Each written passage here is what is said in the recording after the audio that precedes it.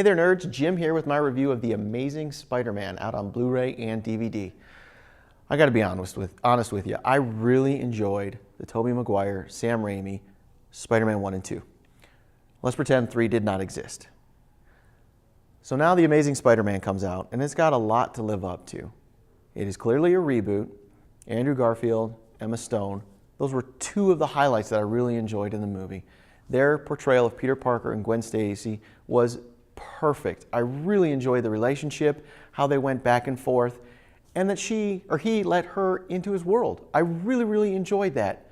I also very much enjoyed Aunt May, Uncle Ben. That was a beautiful insight into the world of Peter Parker, which we kind of got it in the first one, but I thought they went a little further with this, and that you got to see Aunt May and Uncle Ben really have a tight relationship, and that with his death, it was devastating.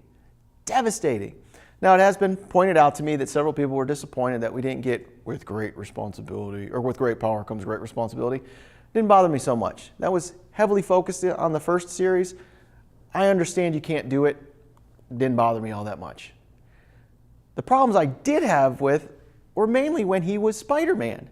I really did not like Lizard. I thought that was, I don't know, I didn't like the special effects. I didn't like the way he looked. I guess I'm hearkening back to the comic book look, and I want his lab coat on. I want him to be the Lizard, but he was more dinosaur monster Lizard. I wasn't a big fan of that. Dr. Connors, I really liked how he was sort of like Doc Ock, and that he's this tragic figure. It's not necessarily all his fault. He was pushed to the brink. He didn't necessarily want to do this, but he really wanted his arm back, and he really felt like he was pushed into a corner. I think we can all relate to that. I don't think we can relate necessarily turning into a lizard, but we can relate sort of being pushed into a corner, having to do things we don't necessarily want to do.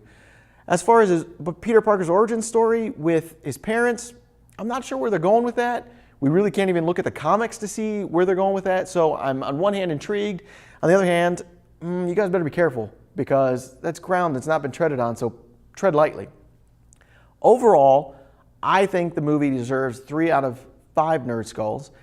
The Blu-ray has a lot of cool extra features, stuff that you can throw stuff onto your tablet and watch with the movie, and all these exciting information that you get. My favorite is always the deleted scenes. I love watching things that they cut out and getting a sense of why they cut it out. And sometimes I don't always agree with why they cut it out. Sometimes you could totally see, wow, they did not need that in the film at all.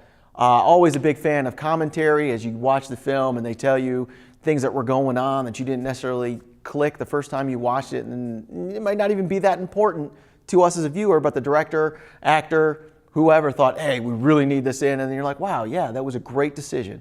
So overall, again, Amazing Spider-Man, the movie itself, 3 out of 5 Nerd Skulls. I'm going to give the Blu-ray 4 out of 5 Nerd Skulls. Check it out.